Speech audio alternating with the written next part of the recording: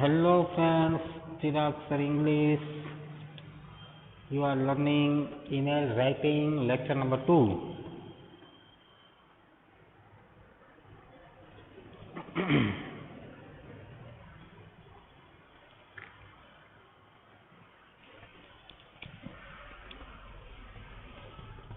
દોસ્તો આગળના લેક્ચરમાં આપણે લોકો ઈમેલ નંબર 1 શીખી ગયા, જેની અંદર રાજકોટ મ્યુનિસિપલ કોર્પોરેશનને આપણે ઈમેલ લખ્યો, કમ્પ્લેન કરી કે અમારી શેરી ગંદી છે, તમે કાંઈક એમાં પગલાં લ્યો. પહેલો પેરેગ્રાફ અને છેલ્લો પેરેગ્રાફ એટલે કે પહેલો અને ત્રીજો આ કોમન હોય, હંમેશા બધામાં આ ટાઈપના ઈમેલ હોય એમાં સરખા જ આવે. જે કાંઈ ફેરફાર કરવાનો હોય એ બીજા ઈમેલમાં કરવાનો હોય, બીજા પેરેગ્રાફમાં. એટલે ખાસ તમે આ વાતને કાળજીપૂર્વક ધ્યાન ઉપર લેજો કે આપણે લોકોને શું કરવાનું છે. ખાસ આ ઈમેલ જે પહેલો લખાયો એને કમ્પ્લીટ પાકો કરી નાખવાનો છે, શબ્દસહ. કેમ કે આ ટાઈપના ઈમેલમાં આપણે આવા જ શબ્દોનો ઉપયોગ કરવાનો થશે. I am one of the obedient citizens of your city, એવું આપણે બધામાં લખવાનું થાય. We know that you have a place at your heart for your citizens, આવું આપણે આ પ્રકારના દરેક ઈમેલમાં લખવાનું થશે. So you have to remember this 3 paragraph. હવે દોસ્તો બીજા નંબરનો ઈમેલ તમારી સામે પ્રશ્ન લખ્યો છે, એ છે એક કોમ્પ્યુટર લીધું છે, એક ખોટવાયેલું છે, કામ નથી કરતું. નોન ફંક્શનિંગ એટલે કાર્ય ન કરતું, જેને દેશી ભાષામાં આપણે કહીશું ખોટવાયેલું. ખોટવાયેલું ઈમેલ કોમ્પ્યુટર હોય, મોબાઈલ હોય, ઘડિયાળ હોય, ટીવી હોય, ફ્રીજ હોય કે કોઈ પણ વસ્તુ ખોટવાયેલી હોય, કામ કરતી ન હોય, તો એમાં પણ આપણે આ ટાઈપના શબ્દોનો ઉપયોગ કરવાનો થશે દોસ્તો. એટલે ખાસ તમે લોકો આ ઈમેલને પણ ધ્યાન ઉપર લેજો. આવા 2 ઈમેલ આપણે લખાવીએ છીએ, એક આ નોન ફંક્શનિંગ કોમ્પ્યુટર અને એની પહેલા સ્ટ્રીટ વાળો જે તમને આગળના લેક્ચરમાં લખાવી દીધો. 57 કે 58 મિનિટનો વિડીયો છે. એક છેલ્લે કટકો થઈ ગયો હતો પણ એ જોઈન્ટ કરી દીધો છે, એટલે તમને સાથે જ મળશે. એની અંદર ફોર્મેટ શીખવાડ્યું અને એક ઈમેલનું આપણે એક્ઝામ્પલ આપ્યું, જેથી કરીને તમને પ્રોબ્લેમ ન થાય. બરાબર. તો બીજો ઈમેલ કોણ લખે છે? Aastha Yagnik writes an email writes a complaint email to Apurva @yahoo.com about her non-functioning purchase computer. એને એક કોમ્પ્યુટર લીધું પણ ખોટવાયેલું છે, એટલે હવે એને લખવો પડશે અપૂર્વા ઇલેક્ટ્રોનિક વાળાને ઈમેલ. આપણે જાણીએ છીએ ઈમેલની અંદર પેલા from, to, CC, BCC, attachment, subject, આવું બધું લખવાનું થશે. બોક્સની અંદર આપણે લખીએ તો ઇફેક્ટિવ લાગે, સારું લાગે, જેથી કરીને આપણે સામેવાળાને ઇમ્પ્રેસ કરી શકીએ, માર્ક્સ આપણે વધારે મળે ફોર્મેટના, એને થોડુંક ચોખ્ખું લાગે. તો એવા પ્રકારે આપણે ઈમેલ લખવાનો થશે. પરંતુ ઘણા સ્ટુડન્ટ્સ 11th અંદર નથી ગૂગલ મીટમાં જોડાતા, નથી વિડીયો જોતા, એ લોકો માટે શું થશે આ બધું? થોડાક દિવસ પહેલા લેક્ચર લીધો હતો ગૂગલ મીટમાં, 40 જેવી સંખ્યા છે, એમાંથી બહુ ઓછા વ્યક્તિ જોડાણા. હું નથી માનતો કે દરેક વ્યક્તિ આ બાનું આપી દે કે સર ફોન નથી. લગભગ આ બાનું તમારું ખોટું છે. વિદ્યાર્થીઓ કેટલા પાસે ફોન છે એ તો અમે વર્ષોથી જોઈએ જ છીએ. ભાગ્યે 100માંથી 10% નીકળે કે મોબાઈલ ન રાખતા હોય. આજકાલ 90%, 85 થી 90% લોકો મોબાઈલ રાખે છે, આળસના લીધે જોતા નથી. તો મિત્રો આળસ કરશો તો ભેગું થશે નહીં. આળસ કરવાની બિલકુલ નથી થતી. આપણે આપણું કામ કરવું જ પડે, એના વગર છૂટકો જ નથી. તમે નો ગૂગલ મીટમાં ઓનલાઈન જોડાવ, નો વિડીયો જુઓ તો કેમ ભેગું થશે? કેમ કે બનશે એવું કે કાલ સવારે સ્કૂલ ચાલુ થશે ત્યારે ક્લાસની અંદર બે વિભાગ પડી જશે. એક વિભાગ એવો કે એને અત્યાર સુધીના વિડીયોઝ બધા જોયેલા છે, પીડીએફ ફાઇલમાંથી બધા ફેરબુકના ચોપડા પણ બનાવેલા છે, અને બીજા એવા વિદ્યાર્થીઓ નીકળશે કે એને કાંઈ નથી કર્યું. તો હવે બેયને કેમ આપણે અલગ અલગ ભણાવશું? અને શિક્ષકો ક્યાંથી ટોપિક ચાલુ કરી શકે? ઈમેલ ભણાવીએ તો કે સર અમે તો લખી નાખ્યા હતા, અમે તો મોઢે કરી નાખ્યા છે. અડધા વિદ્યાર્થી એવું કહેશે, અડધા કહેશે કે અમે નથી જોયા. બધાને સાથે આપણે રાખવાના છે. ભલે તમે વહેલા મોડા વિડીયો જુઓ, ચોપડા વહેલા મોડા કદાચ બને, એનો કોઈ પ્રોબ્લેમ નથી, પણ કમસે કમ કામ તમારે કરવું પડશે વિદ્યાર્થી મિત્રો, જેથી કરીને ફ્યુચરમાં આવા પ્રોબ્લેમ ન થાય. બરાબર? સાવ વેકેશન નથી, આપણે ઓનલાઈન એજ્યુકેશન ચાલુ છે. વેકેશન હવે આવશે દિવાળીનું, ત્યારે એન્જોય કરજો, પણ હાલમાં કામ કરો, જેથી કરીને આવનારા સમયમાં આવા પ્રોબ્લેમ્સ આપણે ક્લાસરૂમમાં ક્રિએટ ન થાય. ખાસ એ વસ્તુ તમને કહેવાની છે, એટલે એનું ધ્યાન રાખો. તો હવે આપણો પ્લાન છે ઈમેલ નંબર 2, જેની અંદર અબાઉટ નોન ફંક્શનિંગ. ખરીદેલ વસ્તુમાં કાંઈ પ્રોબ્લેમ હોય આપણને, ત્યારે આ ટાઈપના ઈમેલ આપણે લખવાના થશે. એ પછી મોબાઈલ હોય, કોમ્પ્યુટર હોય, વોચ હોય, ટીવી હોય, એસી હોય, આઈપોડ હોય, પછી આ પાવર બેંક હોય, જે પણ કાંઈ બ્લૂટૂથ મ્યુઝિક હોય, જે પણ કાંઈ ખરીદીએ અને એમાં વસ્તુમાં પ્રોબ્લેમ થાય, ત્યારે આ ટાઈપનો ઈમેલ આપણી સામે આવશે, જેને આપણે લખવાનો રહેશે.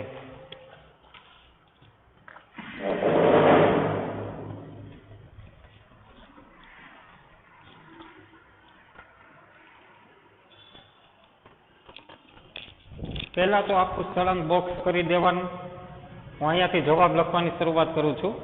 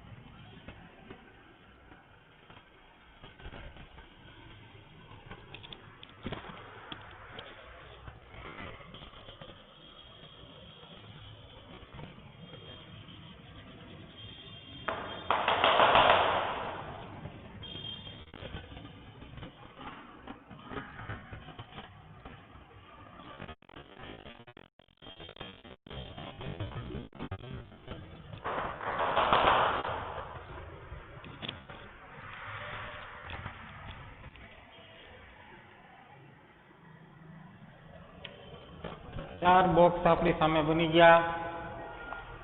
ફ્રોમમાં કોણ છે? આસ્થા. આપણે કોને ઈમેલ મોકલીએ છીએ?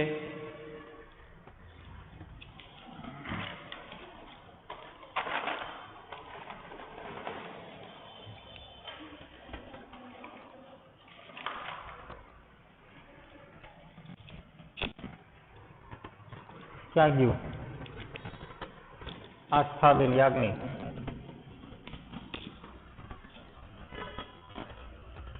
આસ્થાભાઈ108@gmail.com. કોને મોકલે છે? અપૂર્વાને.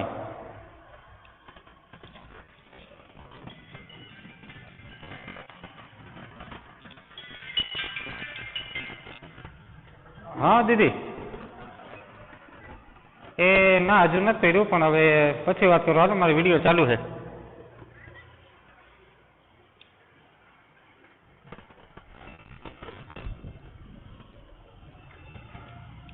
અપૂર્વા ઇલેક્ટ્રોનિક ને લખે છે. કોને? અપૂર્વા. Apurva elect 134@yahoo.in. બરોબર. પછી કોને? સીસી. સીસીમાં આસ્થા છે, એ એના પપ્પાનું ઈમેલ આઈડી લખે છે કે પટેલ 444@gmail.in. બીસીસીમાં અપૂર્વાના બોસ ડેલ કંપનીનું કોમ્પ્યુટર છે, તો ડેલ કોમ્પ્યુટર 158@yahoo.com. ટુના બોસનું નામ બીસીસીમાં લખાય, કેમ કે ટુ વાળાને ખબર નહીં પડે, અપૂર્વા ઇલેક્ટ્રોનિક્સ વાળા નહીં ખબર પડે કે આને કંપનીને ઈમેલ કર્યો છે. કંપની વાળાએ આ વાતને ધ્યાન ઉપર લે કે તમે કરો હું રાજકોટમાં અમારું નામ ખરાબ કરો ડેલ કોમ્પ્યુટરનું, આવા ખોટવાયેલા કોમ્પ્યુટર ગ્રાહકને આપો છો, કસ્ટમરને વળી પાછા ઈમેલના જવાબ નથી આપતા, આવું બધું એને સાંભળવું પડે, એટલે એમાં લખાય. પછી સબ્જેક્ટ આપણે લખવાનો બાકી રહી ગયો.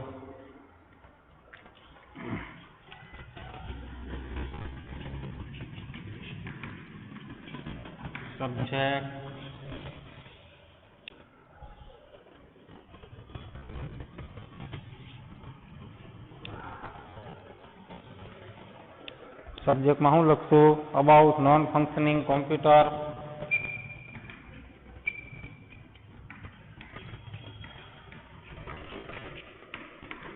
અબાઉટ નોન ફંક્શનિંગ કોમ્પ્યુટર, ખોટવાયેલા કોમ્પ્યુટરની બાબતમાં. એટેચમેન્ટ આવશે હો આમાં. એટેચમેન્ટની નિશાની આ રહી.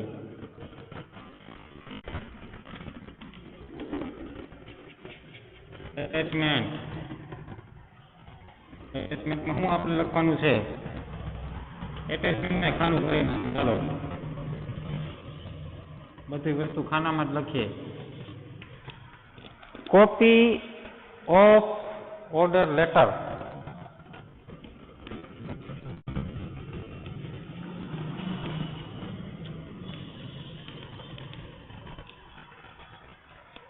અને હવે ચાલુ કરી દેશું.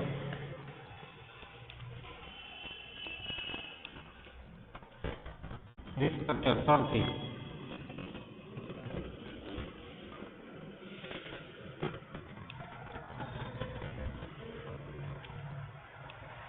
Dear sir,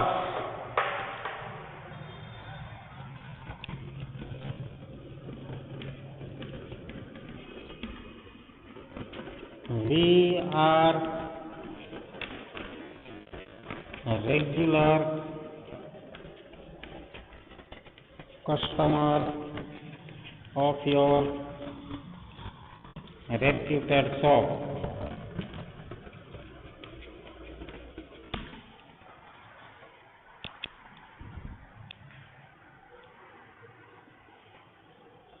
અમે આપની નામાંકિત દુકાનના નિયમિત ગ્રાહકો છીએ. નિયમિત. પછી this month I was shocked to realize an error in the computer sold by you. This month I was shocked to realize an error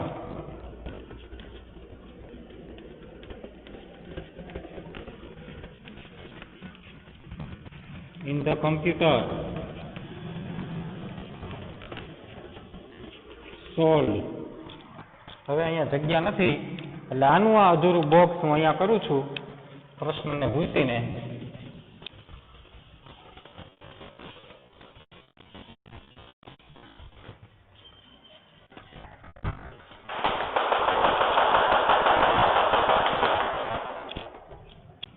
આ જે લીટી છે એ એમાં મારે લખવાનું છે. હજુ એમ નથી, અહીંથી આપણે ઉપર જવા દઈએ.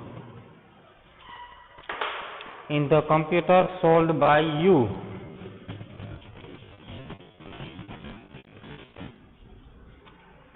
We ordered you for the best quality goods.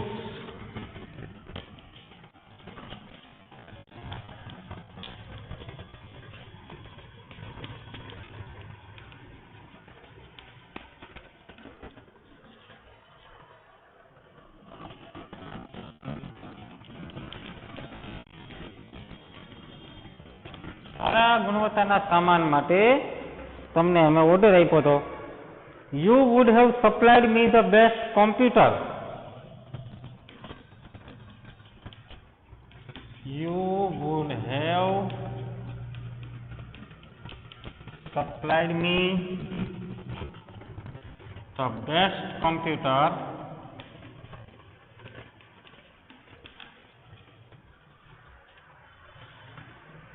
up to, but it is not up to the quality of the sample.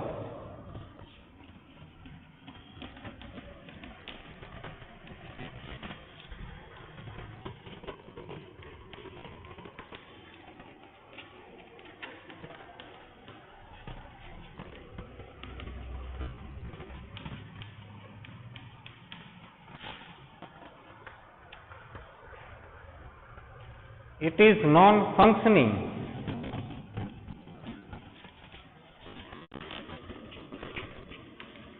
Gujarati આપણે છેલ્લે કરશું કે ખોટું આવેલું છે. This is a serious matter and I may suggest the cancellation of the contract if the matter is not adjusted satisfactorily. This is a serious matter and I may suggest the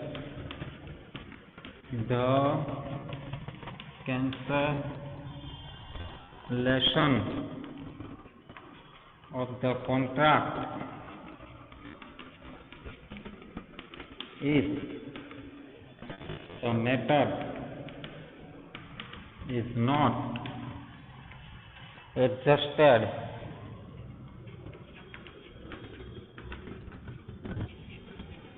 satisfactorily. પહેલો paragraph અને બીજો paragraph બે તમે ગણી શકો, એની અંદર જ આવી ગયું બધું.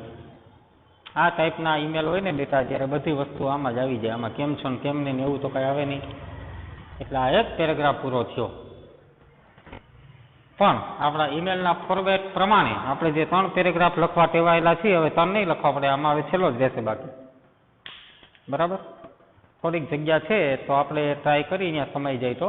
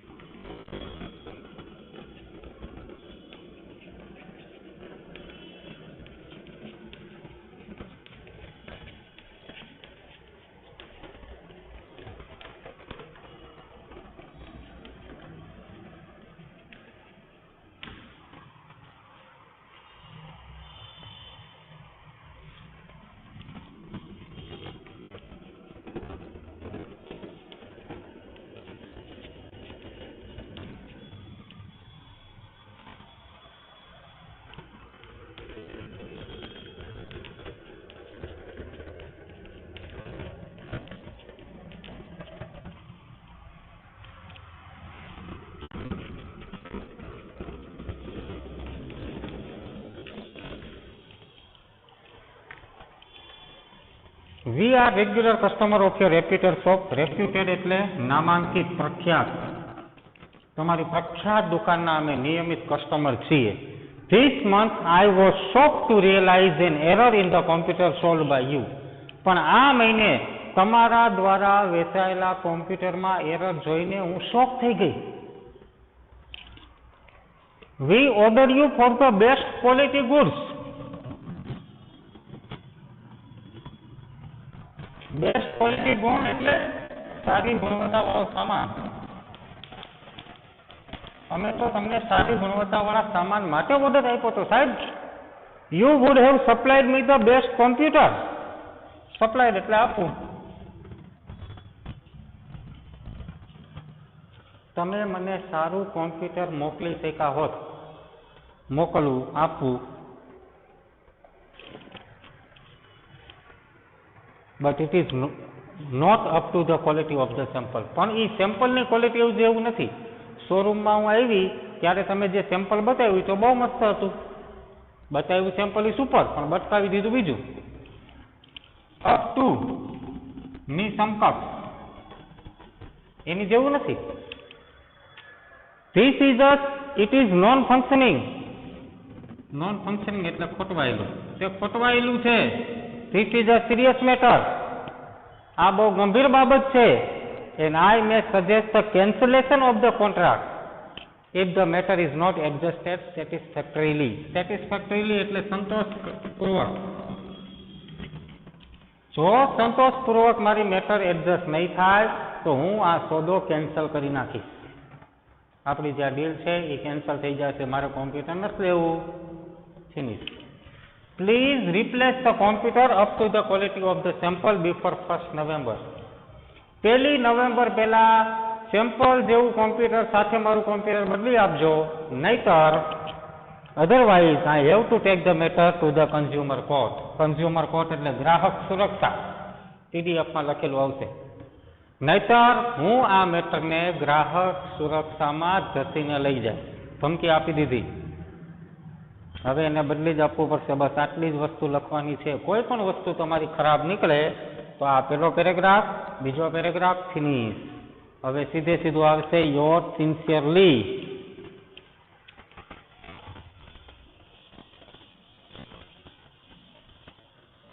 અહીંયા લખી નાખું છું કેમ કે આ ડિઝાઇન વિખાઈ જશે. છેલ્લો શબ્દ યોર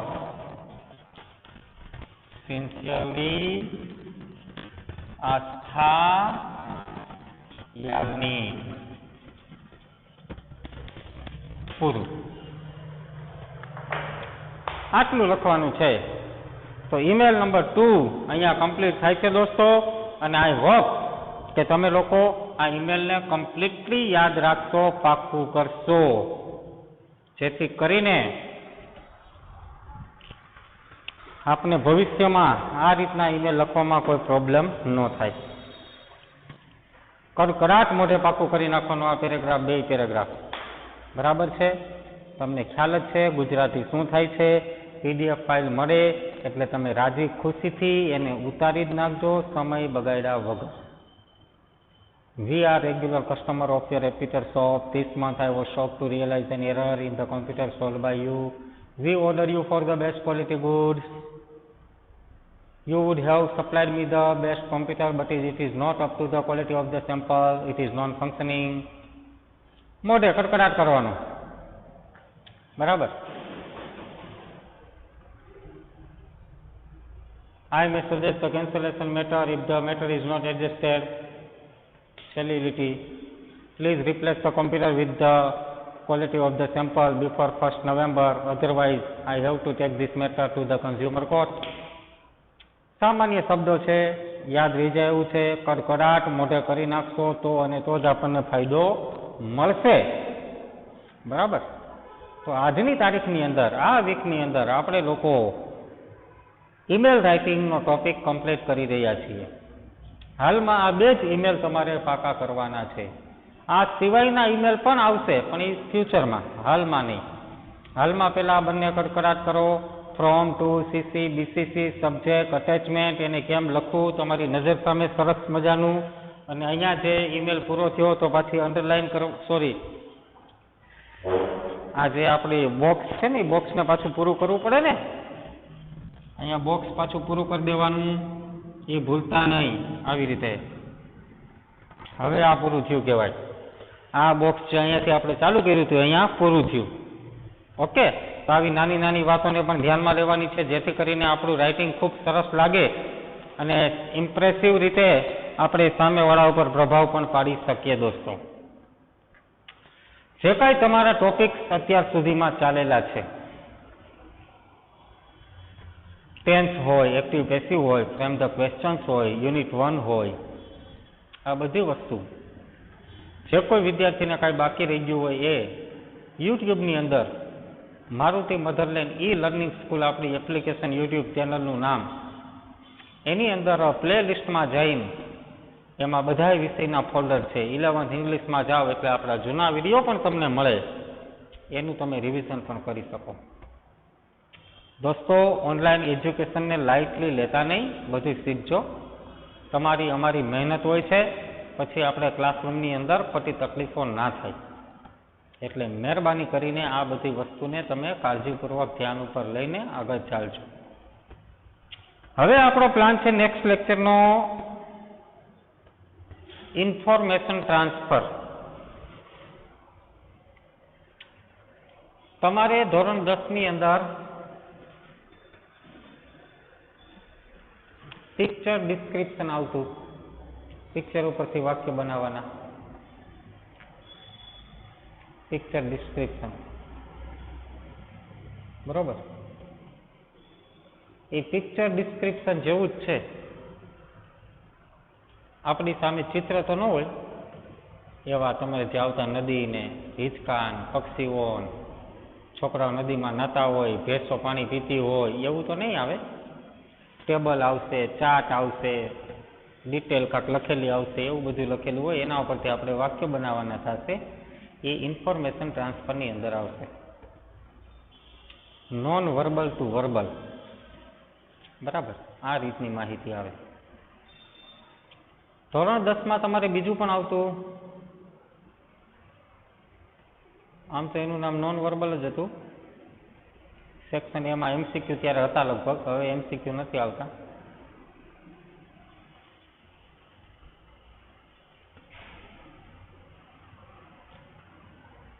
નોન વર્બલમાં તમારે એક રેલવેની ટિકિટ હોય, નીચે 5 પ્રશ્ન આપ્યા હોય અને એના તમે આન્સર આપતા, એવું નોન વર્બલમાં ધોરણ 10ની અંદર એમસીક્યુમાં આવતું. પણ તમે લગભગ એમસીક્યુ વગરની પરીક્ષા આપેલી છે, એટલે તમે પિક્ચર ડિસ્ક્રિપ્શન લખેલું હતું, બરાબર. તો ખાસ એ વસ્તુને આપણે ધ્યાનમાં રાખીને આગળનો ટોપિક ચલાવીશું. તો આજે બસ આટલું જ. 2 ઈમેલ વ્યવસ્થિત ફેરબુકમાં લખી નાખવાના છે, પીડીએફ ફાઇલ તમને મળી જશે, એટલે એમાં રાજી ખુશીથી વ્યવસ્થિત ઉતારી નાખવાના રહેશે. Wish you all the very best. Tata, bye bye, C you.